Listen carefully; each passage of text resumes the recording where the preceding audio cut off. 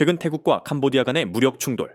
그 시작점에 있었던 인물, 캄보디아의 훈센에 대해 알아보겠습니다. 캄보디아를 40년 가까이 이끌어온 인물, 훈센.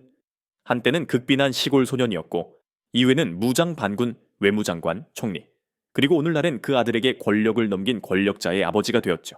그의 삶은 단순한 정치인의 이야기가 아니라 캄보디아 현대사를 그대로 관통합니다. 훈센, 본명 훈분할, 1952년 8월 5일 캄보디아 동부의 작은 농촌 캄퐁참주에서 태어났습니다. 부모는 불교 승려이자 농부였고 6남매 중 하나로 자란 그는 어려서부터 가난과 싸워야 했습니다.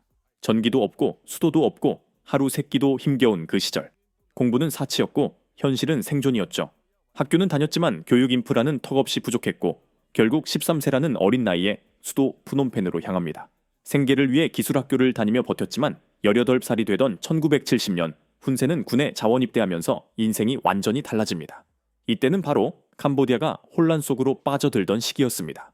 미국의 개입, 내전, 그리고 공산주의 무장 세력 크메르 루주의 등장.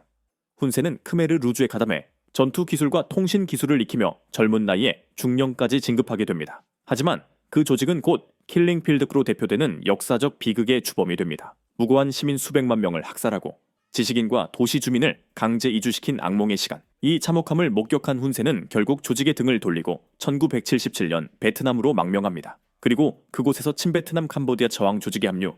2년 뒤인 1779년 베트남군이 크메르 루주를 무너뜨릴 때 훈센은 27세의 나이로 외무장관 자리에 오릅니다.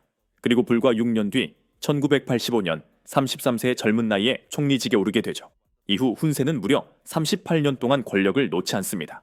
총리 재임 기간만 따지면 현대 정치사에서 가장 오래 집권한 지도자 중 하나입니다. 그렇다면 그는 어떻게 그렇게 오랜 시간 권좌를 지킬 수 있었을까요? 정치는 타협이 아닌 장악이었습니다. 정적은 제거하거나 감옥에 가두었고 야당은 해산시키거나 해외로 추방, 언론은 철저히 통제됐고 반정부 인사는 실종되거나 탄압당했습니다. 국제사회는 민주주의 후퇴와 인권 침해를 끊임없이 지적했지만 훈센은 오히려 경제 성장을 앞서며 정당성을 주장했습니다. 특히 중국과 밀착하며 인프라 건설, 부동산 개발, 외국 자본 유치에 적극 나서면서 눈에 보이는 성장은 분명히 이뤄냈죠. 그리고 2023년 훈센은 갑작스럽게 퇴임을 선언합니다. 그러나 그 자리는 장남 훈마넷에게 그대로 이어졌고 훈센 본인은 2024년 다시 상원의장으로 복귀합니다. 공식적으로는 은퇴했지만 실제 권력은 여전히 그와 그의 가족 손에 있습니다. 정부, 군, 경찰, 사법, 심지어 경제까지 훈센 가문은 캄보디아를 하나의 가업처럼 운영하고 있는 셈입니다. 그렇다면 이 가족의 재산은 얼마나 될까요? 훈센은 공식적으로 월 1150달러, 약 160만 원 정도의 급여만 받고 있다고 밝혔습니다.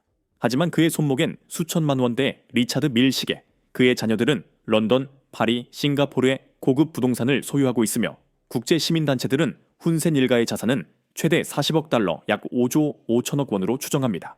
글로벌 위트니스 보고서에 따르면 훈센 가족은 100개가 넘는 기업에 관여하고 있으며 전력, 건설, 금융, 관광 등 거의 모든 분야에 영향력을 행사하고 있다고 밝혔습니다. 심지어 해외 조세 피난처를 통해 자산을 은닉했다는 의혹도 끊이지 않습니다.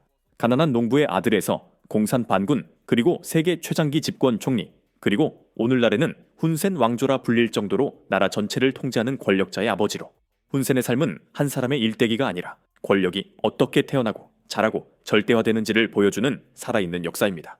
그리고 이 이야기는 아직 끝나지 않았습니다. 여러분 생각은 어떠신가요? 훈센, 그는 강력한 지도자일까요? 아니면 이 세상에 더는 필요 없는 쓰레기일까요?